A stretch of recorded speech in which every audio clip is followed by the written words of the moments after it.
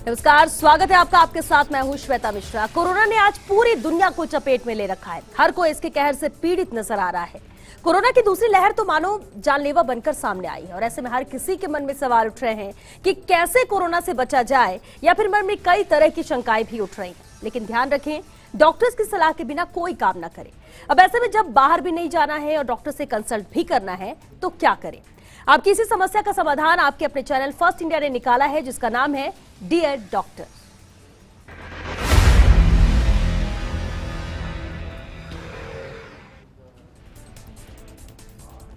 Dear doctor एक ऐसा show जो आपको घर बैठे प्रदेश के मशहूर डॉक्टर से रूबरू करवाएगा। अब आप सोच रहे होंगे कि आप कैसे हमारे साथ बैठे डॉक्टर से बात कर सके, तो आपको एक छोटा सा काम करना है और वो ये है कि आपको deardoctorfirst@gmail.com पर अपना सवाल, नाम और जगह लिखकर भेजना है। आपके हर सवाल को हम डॉक्टर से पूछेंगे ताकि आपके मन के हर शंका या सवाल का जवाब मिल सके। तो चलिए शुरू करते हैं आज का सिलसिला। और आज हमारे साथ बेहद खास मेहमान मौजूद है। हमारे साथ है गुजरात से physician doctor Nishant Gupta. Doctor Nishant, बहुत स्वागत है आपका डियर डॉक्टर में। डॉक्टर निशांत, सबसे अहम सवाल, देखिए हमारे व्यूवर्स में भी अपने सवाल, जो जानकारी वो चाहते हैं आपसे, वो भी सवाल भेजेंगे। लेकिन उससे पहले अहम सवाल ये कि देखिए वैक्सीनेशन हो रहा है, वैक्सीनेशन को लेकर भी कई तरह की भ्रांतियां हैं। आप क्या कहेंगे, क्योंकि अभी मौजूदा स्थिति में अगर कोई जान बचाने की एक चीज हमारे हाथ में है तो वो सिर्फ वैक्सीनेशन है। बिल्कुल सही बात है। नमस्कार आप सभी व्यूअर्स का जो आज न्यूज चैनल के माध्यम से हमसे जुड़े हैं जी। सबसे इम्पोर्टेंट बात, जैसे आपने बताया श्वेता जी, कि वैक्सीनेशन बहुत ज्यादा जरूरी है। वैक्सीनेशन सही समय पे और सही नियमों के साथ अगर किया जाए तो इससे कोरोना से बचने के पूरे चांसेस हैं।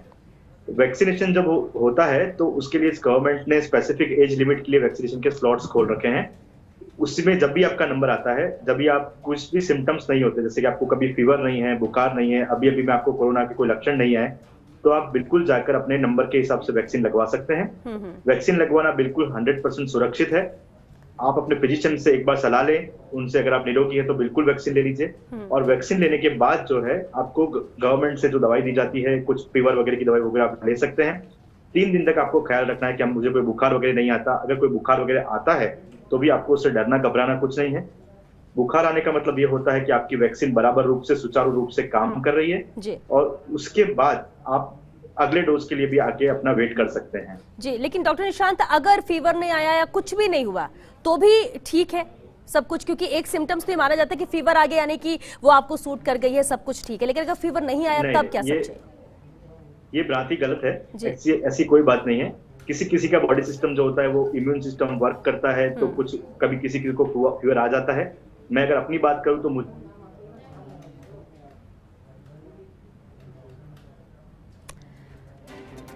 तो डॉक्टर निशांत से एक बार फिर से जुड़ने की कोशिश करेंगे। गुजरात से हमारे साथ फिजिशियन जुड़े हुए हैं। आप भी लगातार अपने सवाल भेजते रहिए, क्योंकि कोविड है, कोविड के दौरान बहुत सारी चीजें हैं, चाहे आइसोलेशन की बात करें हम या फिर पॉजिटिव होने या पोस्ट कोविड की। चलिए एक बार फिर से हमारे साथ डॉक्टर निशांत गुप्ता जुड़ चुके हैं।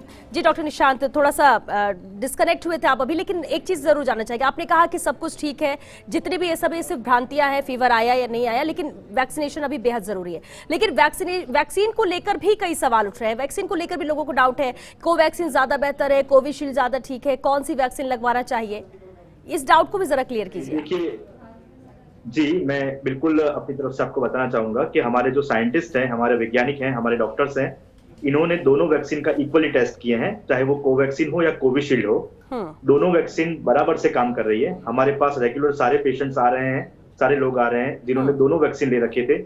उनको बिल्कुल सिंपल से कुछ लक्षण आते हैं कि 1-2 दिन बुखार आ गया, सर्दी खांसी वगैरह हो गई, जुकाम वगैरह लग गया, लेकिन उसके बाद से उनको कोई लक्षण नहीं है। दोनों वैक्सीन बिल्कुल कारगर है, दोनों बराबर से काम करती है।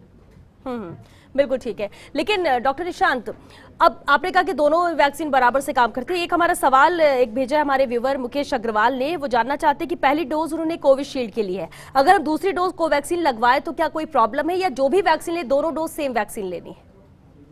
जी बिल्कुल, ये बहुत इंपॉर्टेंट सवाल है। सब लोग का ये क्वेश्चन रहता है, लेकिन हमको ये नहीं करना है।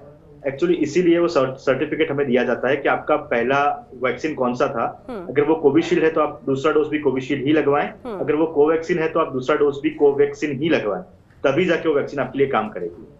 ठीक है।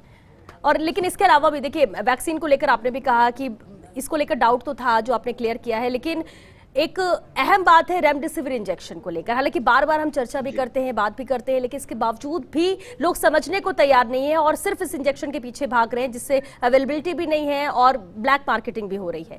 कितना जरूरी रेमडेसिविर इंजेक्शन कोविड के टाइम पर है, कितनी इसकी इंपॉर्टेंस, या किस दिन पर ज्यादा फायदेमंद होती है और उसके बाद इसकी ये यूजलेस है? जी देखिए, जिस तरह से अभी इतना सब स्टडी हुआ है, 1 साल से हमारे बीच कोविड है, हम लोग ने काफी सारे पेशेंट ट्रीट किए हैं, हमारे पास डेटा भी है। Remdesivir injection no doubt covid में बहुत ज्यादा इंपॉर्टेंट है, लेकिन वो ये ऐसी जड़ी बूटी नहीं है कि अगर आपने रेमडेसिविर लगा दिया तो हमारा पेशेंट जो है वो कल उठ के भागने लग जाएगा, चलने लग जाएगा, उसका ऑक्सीजन ठीक हो जाएगा। रेमडेसिविर लगाने का जो समय है वो पेशेंट टू पेशेंट डिपेंड करता है। आपको लक्षण आने के बाद तुरंत रेमडेसिविर लगवाना है, ये बात गलत है। आपका पेशेंट वेंटिलेटर पे है, बहुत ज्यादा सीरियस है, मुझे अभी के अभी रेमडेसिविर लगवाना है, ये बात गलत है। रेमडेसिविर लगवाने का जो समय है वो फिक्स किया गया है। जब आपका ऑक्सीजन सैचुरेशन कम होने लग जाता है, जब आपको सांस फूलने लग जाती है, जब शुरुआती सिम्टम्स होते हैं, कुछ शुरुआत के 5 या 6 दिन में शुरुआत के सिम्टम्स होते हैं, जब आपके ब्लड रिपोर्ट्स थोड़ा अल्टर्ड होना शुरू होते हैं, उन्हीं दिनों में आपको रेमडेसिविर लगवाना है। रेमडेसिविर 4 लगेंगे या 6 लगेंगे या 8 लगेंगे, ये सिर्फ आपके डॉक्टर डिसाइड करेंगे, ये पेशेंट टू पेशेंट डिपेंड करता है। जी जी। मेरी आप सभी से सलाह है कि रेमडेसिविर के पीछे भागना कोई सही बात नहीं है। आप आराम से अपने डॉक्टर की सलाह फॉलो कीजिए। अभी रेमडेसिविर की किल्लत है, हम लोग भी बहुत सारे पेशेंट को बिना रेमडेसिविर ठीक कर रहे हैं। जो लोग बाकी ट्रीटमेंट ले रहे हैं वो सब भी बहुत अच्छे से ठीक हो रहे हैं। तो रेमडेसिविर के लिए ब्लैक मार्केट करना या किसी को ज्यादा पैसे देना बिल्कुल सही बात नहीं है।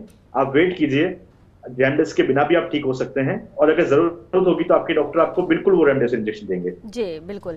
और HRCT स्कैन जो कराया जा रहा है, सिटी स्कैन की बात कही जाती है, ये कितना जरूरी है, इसकी कितनी अहम भूमिका रहती है इस कोविड के दौरान चेक करने में, लंग्स में कितना इन्फेक्शन है क्या नहीं? क्योंकि नेगेटिव रिपोर्ट आती है लेकिन इसके बावजूद लंग्स में इन्फेक्शन शो करता है। जब HRCT कराते, कब कराना चाहिए, कौन सा वो वक्त है जो सही है HRCT के लिए? जी देखिए, बहुत ही सिंपल सा फंडा है, मैं आपको सबको समझाना चाहता हूँ। जैसे आज आपको बुखार आया, कल आपको बुखार आया, 2 दिन के बुखार की हिस्ट्री में अगर आप सिटी स्कैन कराने जाएंगे तो आपका सिटी स्कैन हो सकता है कि नॉर्मल है, ठीक है। लेकिन सिटी स्कैन कराने का जो सबसे सही दिन है, सबसे उचित दिन है, वो 5th और 6th डे है। 5 या 6 दिन के बाद ही सिटी स्कैन आपका कराया जाए। सिटी स्कैन जो है वो सबसे ज्यादा सेंसिटिव टेस्ट है, मैक्सिमम सेंसिटिव टेस्ट है, जो आपके लंग्स में छोटे छोटे रहे इन्फेक्शन को भी ढूंढ निकालेगा। लेकिन वो इन्फेक्शन को आपके फेफड़ों तक पहुंचने में, लंग्स तक पहुंचने में 6th या 7th डे लगते हैं। तभी आपको एक बार डॉक्टर की सलाह से सिटी स्कैन कराना है। बार बार सिटी स्कैन कराने से कोई फायदा नहीं होता। किसी केस में, जब कोई केस ज्यादा खराब होने लग जाता है या किसी केस में हमको इंप्रूवमेंट नहीं दिखता, तो मजबूरन हमें दूसरी बार सिटी स्कैन कराना पड़ता है। लेकिन ऐसे बार बार सिटी स्कैन कराने से कोई फायदा नहीं होता।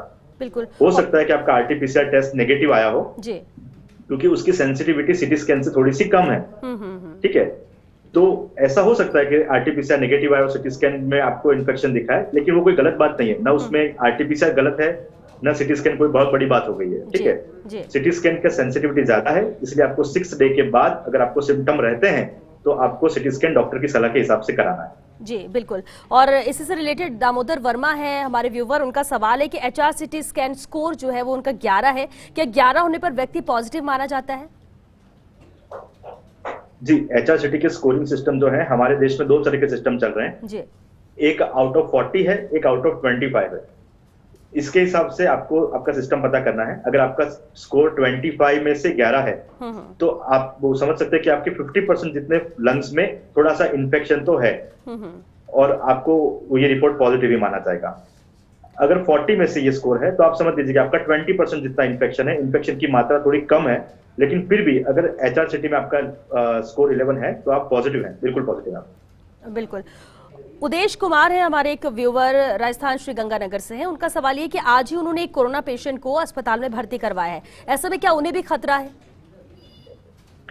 देखिए, कोरोना पेशेंट्स के साथ जो रहते हैं उसका स्प्रेड खांसी के जरिए या किसी चीज के उनके पास क्लोज कांटेक्ट में रहने से कोरोना होने का खतरा तो रहता ही है। लेकिन वो हमारे रिलेटिव है, हम उनको ऐसे छोड़ नहीं सकते।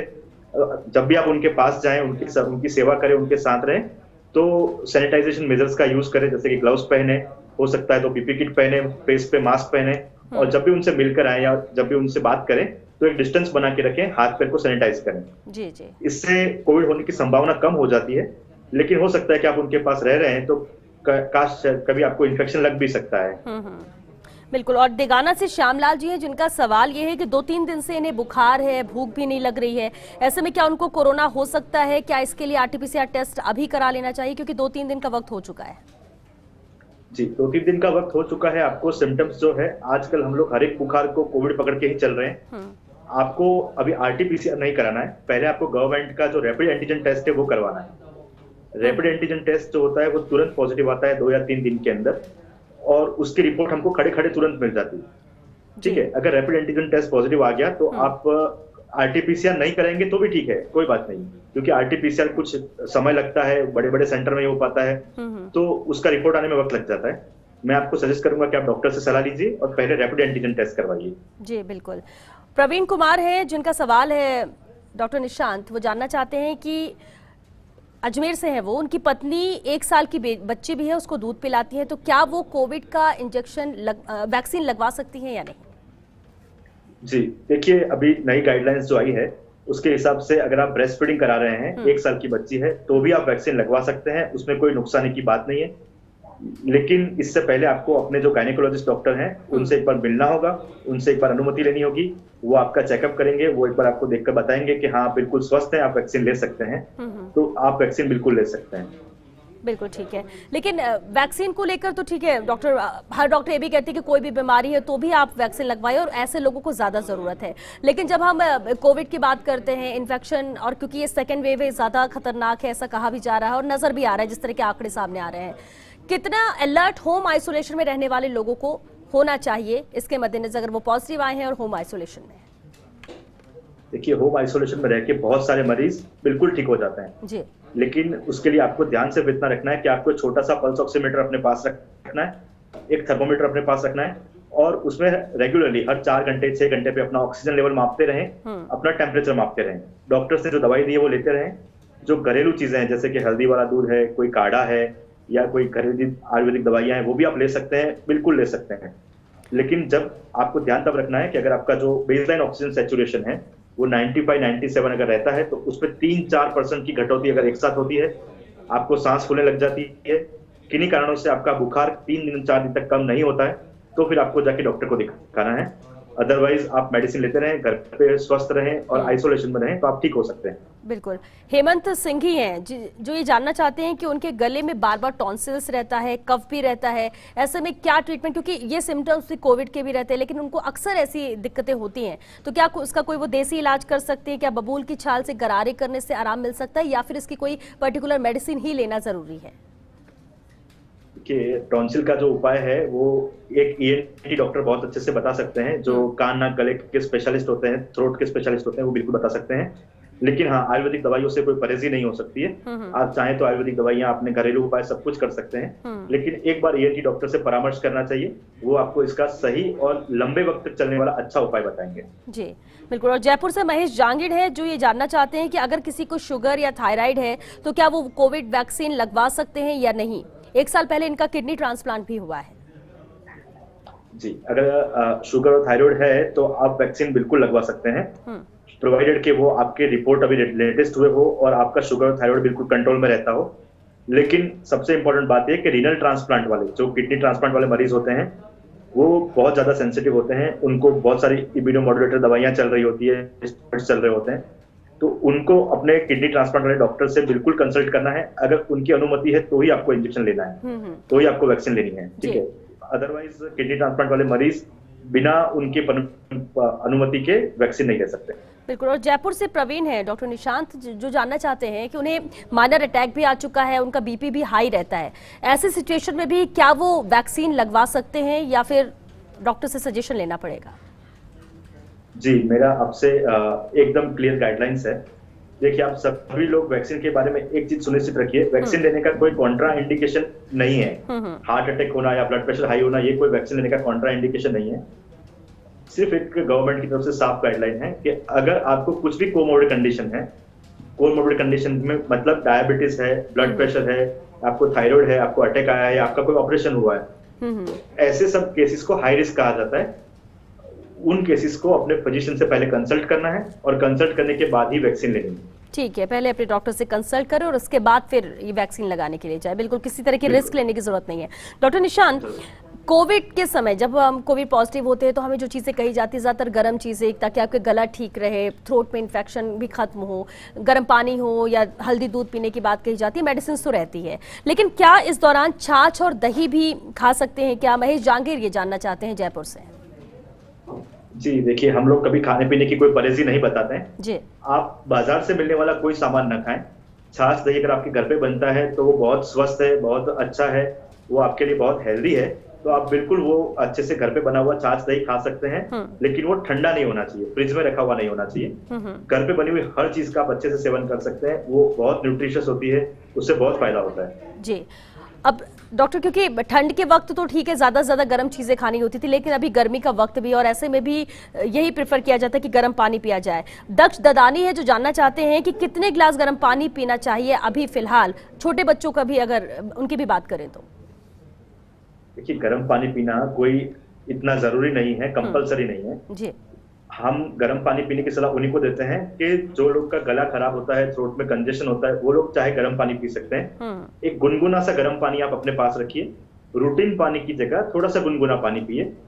ये कोई फोर्स या जबरदस्ती या जरूरी नहीं है कि गर्म पानी पीना ही पीना है, उसको आप एज अ टॉर्चर मत लीजिए। बहुत लोग को हम लोग रोज मिलते हैं जो चाहते हैं कि नहीं सर, हम लोग तो दिन में 3-3 4-4 बार काढ़ा पी रहे हैं, पूरा दिन गर्म पानी पीते रहते हैं, इससे और कॉम्प्लिकेशंस होते हैं। इतना कुछ करने की जरूरत नहीं है। आप जो रूटीन पानी पी रहे हैं उसकी जगह थोड़ा सा गर्म गुनगुना पानी पिए, आपको उससे बिल्कुल फायदा होगा। जी जी जी बिल्कुल।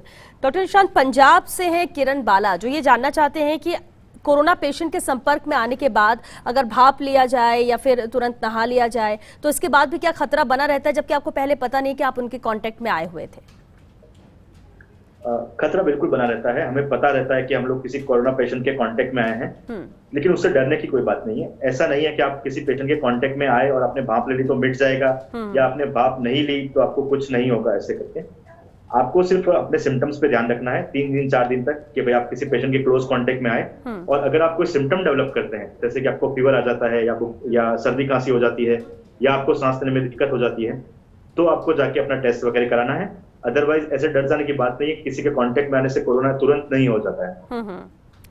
बिल्कुल। और वैक्सीन को लेकर भी एक सवाल है जो नंदकिशोर सुमा ने जानना चाहते हैं। 56 साल के हैं ये, और इन्होंने कहा कि इन्होंने दोनों ही डोज कोविशील्ड वैक्सीन की ले ली है, लेकिन इन्हें ना तो फीवर आया ना किसी तरह का बॉडी पेन है, तो क्या वैक्सीन काम कर रही है या नहीं? ये डॉक्टर, ये सवाल बार बार आता है कि एक तरफ तो ये कहा जाता है कि फीवर ना आ जाए, दूसरा फीवर आता है तो डॉक्टर्स कहते हैं कि बेहतर है फीवर आ रहा है, और किसी को फीवर नहीं आया तो उसको ये टेंशन होती है कि मुझे फीवर क्यों नहीं आया।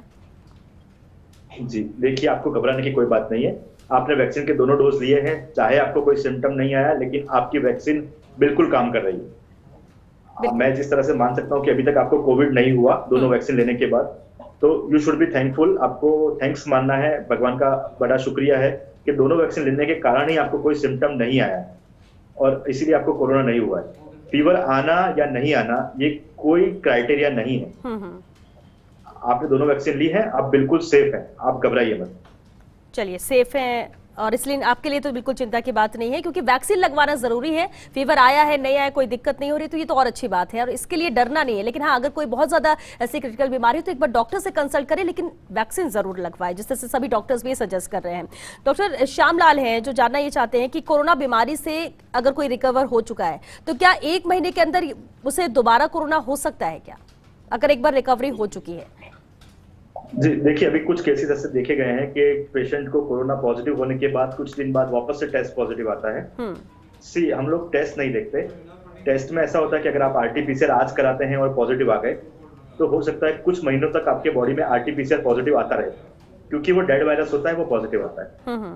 ठीक है, लेकिन आपको ध्यान ही रखना है कि आपको वापस से सिम्टम नहीं आ रहे हैं। ठीक है ना, जो सिम्टम्स अगर कोरोना के हैं वो अगर वापस से आ रहे हैं तो आपको डॉक्टर की सलाह लेनी बहुत जरूरी है। ऐसा बहुत कम देखा गया कि किसी को एक बार कोरोना हो गया और वापस से फिर से उसको कोरोना के सिम्टम्स आ गए हो, क्योंकि इस दौरान नो डाउट इम्यूनिटी थोड़ी कम होती है, आपकी रोग प्रतिकारकता शक्ति जो होती है वो कम होती है। लेकिन आपको ध्यान रखना है कि आपको रिपोर्ट पे नहीं जाना है, आपको अपने सिम्टम्स देखने हैं। अगर सिम्टम्स आते हैं तो डॉक्टर को मिलना है। रिपोर्ट पॉजिटिव आ सकती है, उसे डरने की कोई बात नहीं। बिल्कुल। और अगर रिपोर्ट नेगेटिव आई और इसके बावजूद भी सिम्टम्स है, तब फिर क्या उस स्थिति में? उस स्थिति में आपको वापस से डॉक्टर को जाके मिलना है और अपनी ट्रीटमेंट करानी है। जनरली ऐसा नहीं होता कि आपको कोविड ही पॉजिटिव हो सकता है कि आपकी पहले की ट्रीटमेंट पार्शियल ट्रीटमेंट हुई हो या कुछ रिलैप्स हुआ हो, लेकिन ऐसे केसेस बहुत ज्यादा रेयर है। जी जी, ठीक है। डॉक्टर निशांत, राजसमंद आमेर से भरत कुमार पालीवाल हैं जो ये जानना चाहते हैं कि उनकी माताजी की उम्र 80 साल है, क्या उनको वैक्सीन लग सकता है, जबकि अभी न्यूरोस्ट्रॉक्स की उनकी दवाई भी चल रही है, एस्प्रिन भी ले रही हैं वो? बिल्कुल, वो वैक्सीन ले सकती हैं। एज लिमिट कुछ नहीं है। गवर्नमेंट ने 100 साल से ऊपर के जो मरीज है, जो 100 साल से ऊपर के सिटीजन है, नागरिक है, उन सबको भी वैक्सीन दी है। अगर उनकी बीमारियां कंट्रोल में है तो 80 साल की उम्र होना कोई कॉन्ट्रा इंडिकेशन नहीं है, इकोस्प्रिन चलना कोई कॉन्ट्रा इंडिकेशन नहीं है, आप वैक्सीन ले सकते हैं। बिल्कुल। और एक हमारे व्यूवर गुजरात से दिव्या गुप्ता हैं डॉक्टर निशांत, वो जानना चाहती है कि थर्ड वेव जिसका जिक्र हो रहा है, बार बार कहा जा रहा है थर्ड वेव और ज्यादा खतरनाक है, बच्चों पर इसका ज्यादा असर नजर आएगा, उसके बारे में वो जानना चाहते हैं कि क्या कहेंगे आप कि थर्ड वेव कितनी ज्यादा खतरनाक है? अभी हम सेकंड वेव में इतने ज्यादा परेशान हो चुके और इतने ज्यादा आंकड़े हो रहे हैं, थर्ड वेव के लिए हमें कैसे प्रिपेयर रहना है? देखिए, जिस तरह से कहा जाता है कि आजकल कोरोना के कारण सब लोग बहुत ज्यादा साइकोलॉजिकल स्ट्रेस में हैं। हम लोग को अभी का वक्त देखना है। अभी हमें ये देखना है कि हम लोग सेकंड वेव में बहुत अच्छे से काम करें, ज्यादा से ज्यादा मरीजों को हम लोग ठीक कर पाए, ज्यादा से ज्यादा लोगों को हम वैक्सीनेट कर पाए और सेकंड वेव को हम खत्म कर पाए। हम सभी लोग मिलकर ये ऐसा काम करें कि थर्ड वेव कभी ना आए।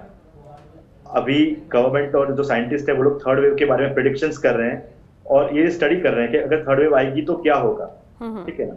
लेकिन हमें उससे डरने की कोई बात नहीं है। अभी हमें सेकंड वेव का ये जो करंट केसेस है उसका मजबूती से सामना करना है। थर्ड वेव के बारे में चिंता करने की, सोचने की, डरने की कोई बात नहीं है अभी। बिल्कुल। अजय शर्मा है जिन्होंने वैक्सीनेशन लिया हुआ है, डोज ले चुके हैं, उनका कहना यह कि उनके फर्स्ट डोज लेने के बाद से ही उनके लेफ्ट हैंड में वाइब्रेशन हो रहा है और लेफ्ट हैंड में ही उन्होंने वैक्सीन लगवाई है। देखिए, वाइब्रेशन होना कोई चिंता की बात नहीं होती है, उसका वैक्सीनेशन से कोई मतलब नहीं है। वैक्सीन बहुत सेफ है और किसी भी तरह का कोई साइड इफेक्ट कभी हमारे जानकारी में कभी किसी का आया नहीं है, ठीक है। तो उसका और वैक्सीनेशन का कुछ लेने देने की कोई चिंता वाली बात नहीं है। बिल्कुल डॉक्टर निशांत, क्योंकि एक तरफ तो आंकड़े बहुत ज्यादा आ रहे हैं, लगातार कोशिश गवर्नमेंट कर रहे हैं, लोग भी अलर्ट नजर आ रहे हैं, लेकिन इसके बावजूद भी वो संक्रमित हो जा रहे हैं कोरोना से। दिव्या है, जो सवाल है उनका, वो जानना चाहते हैं कि हमें क्या प्रिकॉशन लेना चाहिए कि हम कोरोना से बच सके, संक्रमित होने से बच सके। प्रिकॉशंस देखिए, जिस तरह से गवर्नमेंट भी बताती आ रही है, हम सब भी अच्छे से जानते हैं, कोरोना से संक्रमित होने के से बचने के लिए हमें बार बार हैंड सैनिटाइज करने हैं, सुरक्षित दूरी लोगों से बना के रखनी है, किसी भी तरह के सोशल गैदरिंग्स नहीं होने देने हैं जब तक हमारे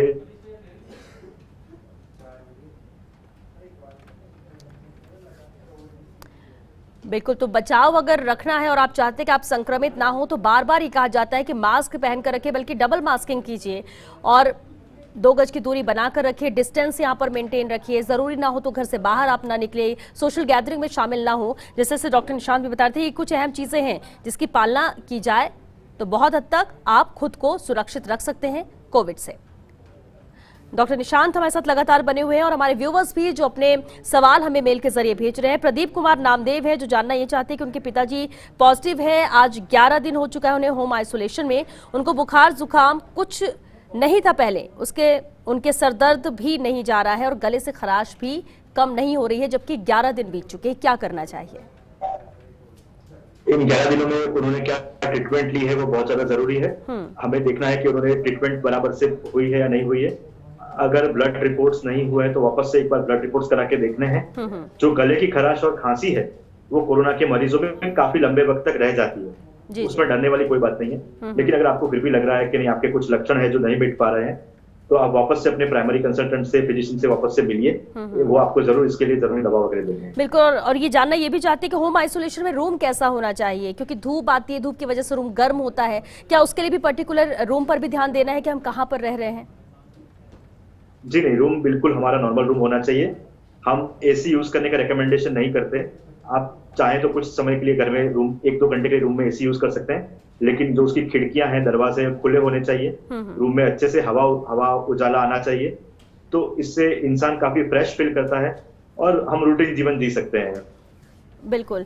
डॉक्टर निशांत गुप्ता, बहुत शुक्रिया आपका, क्योंकि ये बहुत सारे ऐसे सवाल थे और कई भ्रांतियां भी थी जिसे हमने क्लियर किया है और लोग समझ भी रहे हैं कि आखिर क्या करना चाहिए क्या नहीं। डरना नहीं है, घबराना नहीं है और खुद को स्ट्रांग रखना है। उसके बाद दवाइयां तो अपना काम करेंगी ही, लेकिन जो चीजें बताई गई हैं, जिस तरह से डॉक्टर निशांत भी बता रहे थे, उन चीजों की पालना आप सभी को करनी है। बहुत शुक्रिया डॉक्टर निशांत शो में आने के लिए। और चलिए इसी के साथ दीजिए इजाजत, नमस्कार।